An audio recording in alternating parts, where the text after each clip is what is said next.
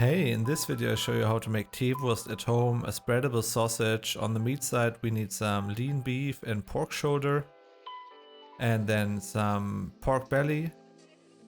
On the spice side we need salt and cure, white pepper, mace, sweet paprika, and some juniper rum. If you don't have any juniper rum, you can also use normal rum or skip it completely. And if you want to know how to make it, I have a step-by-step description in the article below. First, as always, cut the meat into strips. Make sure they fit your meat grinder later on. And then freeze them for 1 to 2 hours. In the meantime, grind the spices to a very fine powder. And then for grinding, we use the smallest perforated disc and grind everything through twice. This will be a very fine spreadable sausage, so it's important that we pre-grind before we give it into our food processor.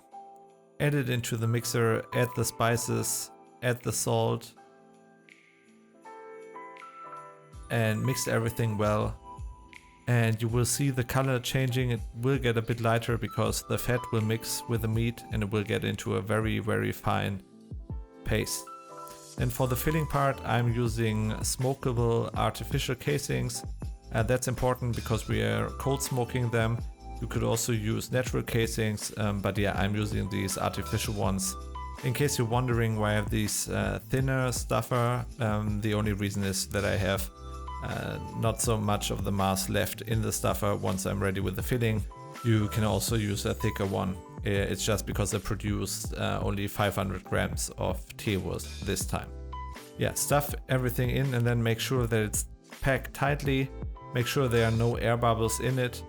And then let them hang at room temperature for 24 hours. Make sure that the humidity is high, so around 80%. You can spray them with a bottle of water or just hang some damp towels next to it and it will be fine.